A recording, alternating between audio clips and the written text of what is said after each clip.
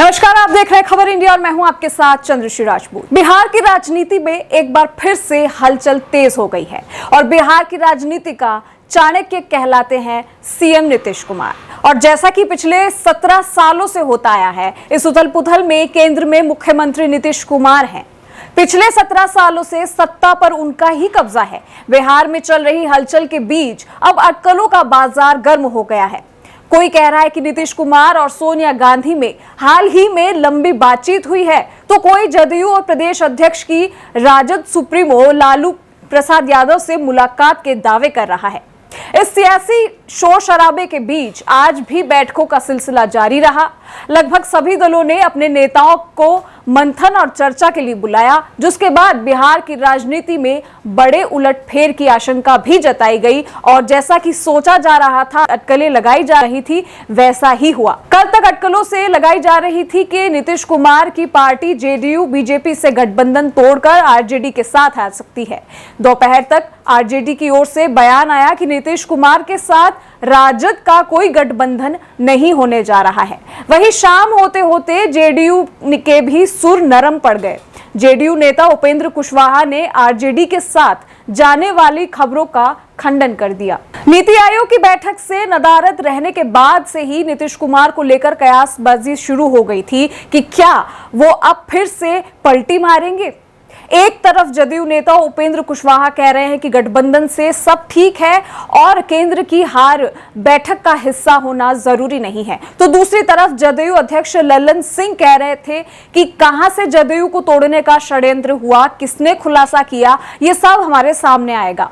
कुछ लोग तो ये भी कह रहे थे कि महाराष्ट्र में भाजपा की सरकार बनने के बाद से ही नीतीश कुमार बेचैन से हैं। उन्हें डर है कि कहीं बिहार में भी कर्नाटक, मध्य प्रदेश और महाराष्ट्र जैसी घटना न दोहराई जाए। हालांकि राजनीति के शातिर खिलाड़ी नीतीश कुमार के बारे में कहा जाता है कि वो हमेशा से दो दरवाजे खोल कर रखते हैं और दबाव से बचने के लिए किसी भी तरफ झुकने का रास्ता खुला रखते हैं। शायद यही कारण है कि कभी विधायक और सांसद का चुनाव हारने के बावजूद लगभग 2 दशक से बिहार की राजनीति उनके ही इर्द गिर्द घूमती रही है। लेकिन मुश्किल है कि बीजेपी की दूरगामी रणनीतियों की बदौलत वो चारों तरफ से घिरे हुए भी हैं। हाँ, ये तो मानना ही पड़ेगा कि ये नीतीश कुमार ही हैं जो बीजेपी की हर चाल की काट भी जानते हैं और इसीलिए मैदान में अब तक बने हुए हैं। नीतीश कुमार के राजनीतिक सफर पर नजर डालें तो उन्होंने सबसे ताजा पलटी तब मारी थी जब राजद के साथ उन्होंने गठबंधन तोड़कर भाजपा के साथ हाथ मिला लिया था और मुख्यमंत्री बने रहे। इसे भ्रष्टाचार के खिलाफ उनका स्टैंड बताते हुए भले ही प्रचारित किया गया हो, लेकिन क्या उन्हें लालू यादव के परिवार के बारे में जुलाई 2017 से पहले कुछ भी नहीं पता था? 20 सालों में 7 बार मुख्यमंत्री पद की शपथ लेने वाले नीतीश कुमार को तभी उनके विरोधी पलटूराम कहकर संबोधित करते रहे हैं। और अभी बिहार में जो कुछ चल रहा है उसमें कई दावे किए जा रहे हैं। जनता दल यानी यूनाइटेड और भाजपा गठबंधन टूटने के बेहद करीब है। इसके पीछे एक वजह यह भी मानी जा रही थी कि 2024 के लोकसभा चुनाव को ध्यान में रखते हुए नीतीश कुमार एक बार फिर खुद को राष्ट्रीय राजनीति में सक्रिय करने की कोशिश कर रहे हैं। हाल ही में जदयू से अलग होने वाली आरपी सिंह के एक बयान से भी नीतीश कुमार की महत्वाकांक्षा के बारे में पता चलता है, जिसमें उन्होंने ये कहा है कि नीतीश कुमार ने बिहार में 2005 से 2010 तक के अपने मुख्यमंत्री काल में अच्छा काम किया था, क्योंकि तब उनका ध्यान सिर्फ राज्य की ओर था, उनका पूरा फोकस जो था उनके राज्य पर था। लेकिन उसके बाद से ही जब मन में तिरंगे उठने लगती है, साल 2017 में नीतीश कुमार ने जब जदयू, राजद और कांग्रेस के साथ मिलकर बनाए गए गठबंधन से बाहर निकले और फिर राजग में शामिल होने का फैसला किया था, उससे पहले वो राहुल गांधी से मिलने पहुंचे थे, लेकिन इस मुलाकात का कोई नतीजा नहीं निकला था।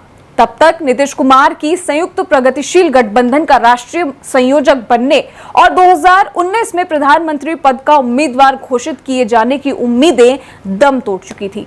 अभी जदयू के पास आपको बता दें कि 45 विधायक है, उसे सरकार बनाने के लिए 77 विधायकों की जरूरत है। पिछले दिनों राजद और जदयू के बीच नजदीकी भी बड़ी है। ऐसे में अगर दोनों साथ आते हैं तो राजद के 79 विधायक मिलाकर इस महागठबंधन के पास 124 सदस्य हो जाएंगे, जो बहुमत से काफी ज्यादा है। इसके अलावा खबर यह भी है कि इस महागठबंधन में कांग्रेस और लेफ्ट भी शामिल हो सकती है। अगर ऐसा होता है तो कांग्रेस के 19 और लेफ्ट के 16 अन्य विधायकों को मिलाकर महागठबंधन के पास बहुमत से कहीं ऊपर 155 विधायक होंगे। और इसके अलावा जीतन राम मांझी की पार्टी हिंदुस्तान आवाम मोर्चा के 4 अन्य विधायकों का भी उन्हें साथ मिल सकता है। इसी बीच आपको यह भी बता देते हैं कि सीएम नीतीश कुमार की बीजेपी से नाराजगी के कई कारण भी सामने आए हैं कि आखिर नीतीश कुमार बीजेपी से क्यों खफा है।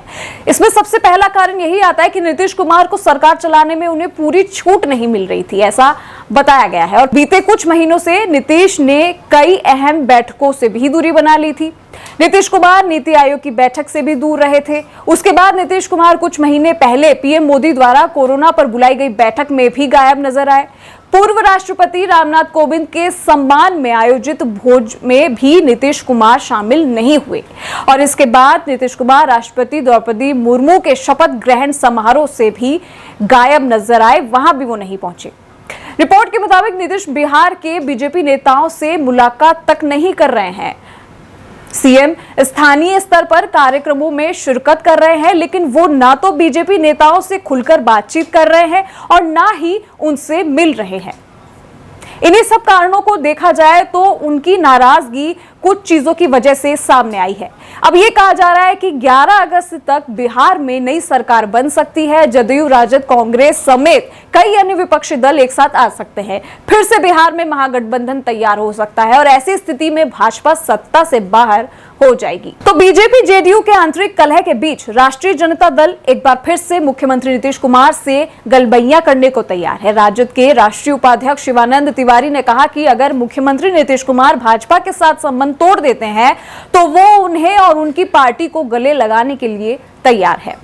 शिवानंद तिवारी ने यह भी कहा कि अगर नीतीश राजग को छोड़ने का फैसला लेते हैं तो हमारे पास उन्हें गले लगाने के अलावा और क्या ही विकल्प है। भाजपा से लड़ने के लिए प्रतिबद्ध है। अगर मुख्यमंत्री इस लड़ाई में शामिल होने का फैसला करते हैं तो हमें उन्हें अपने साथ लेना ही होगा। लेकिन महागठबंधन को लेकर जो कयास अब तक लगाए जा रहे थे उन पर अब अंकुश लग गया है। दरअसल बिहार में जेडीयू बीजेपी का गठबंधन टूट चुका है। हाल ही में इस अपडेट के साथ भी आगे हम आपको बता देते हैं कि जो महागठबंधन था वो टूट चुका है। जेडीयू विधायक दल की बैठक में यह फैसला लिया गया। आज पटना में आज शाम बीजेपी कोर ग्रुप की बैठक होगी। राबड़ी आवास पर हो रही राजद विधायक दल ने तेजस्वी यादव ने सभी विधायकों के समर्थन पत्र पर साइन भी करवा लिया है। और इसके साथ में यह भी सामने आया कि सूत्रों के हवाले से कि तेजस्वी यादव का समर्थन पत्र को नीतीश कुमार सौंप देंगे। बिहार में सीएम नीतीश को लेकर उनके प्रधानमंत्री बनने के सपने के बारे में भी कई बार चर्चा हो चुकी है। इस बात को नकारा भी नहीं जा सकता, पर नीतीश कुमार ने कभी खुलकर सामने आकर ये कबूला नहीं है। लेकिन जिस तरीके से पार्टी में हलचल होती है और नीतीश का बीजेपी से ऐसे मन उठाव कुछ और ही इशारा करता है कि पूरी तरह से अब बीजेपी से उनका मन भर चुका है। हालांकि नीतीश कुमार जिस तरह से चौंकाने वाले फैसले लेते हैं, ऐसे में अगले 2 साल में क्या होगा ये किसी को नहीं पता, लेकिन इसका इंतजार सभी को है। तो बिहार की राजनीति में अब आगे क्या होगा, इस महागठबंधन जो टूट गया है इसके बाद बिहार के मुख्यमंत्री सीएम नीतीश कुमार की, तो इन सभी अटकलों के बीच अब जो सरगर्मी है वो और तेज हो गई है, क्योंकि शाम 4 बजे के बाद क्या कुछ निकलकर सामने आता है ये तो आने वाला वक्त बताएगा। और 2024 का जो लोकसभा का चुनाव है उस पर सबकी निगाहें टिकी है। क्या इसके ये जो लोकसभा चुनाव आने वाला है उसमें बिहार के मुख्यमंत्री नीतीश कुमार की कोई नई रणनीति मिलकर सामने आएगी? तो ऐसे ही और वीडियोस देखने के लिए आप हमारे साथ बने रहिए और देखते रहिए खबर इंडिया। और हमारे चैनल को लाइक, सब्सक्राइब और शेयर करना ना भूलें। और हाँ, बेल आइकन जरूर दबाइएगा। और इस वीडियो पर इसका जो भी विचार हमने आपके सामने रखे हैं उस पर आपका क्या कहना है नीचे कमेंट बॉक्स में आप हमें लिखकर बता सकते हैं। नमस्कार।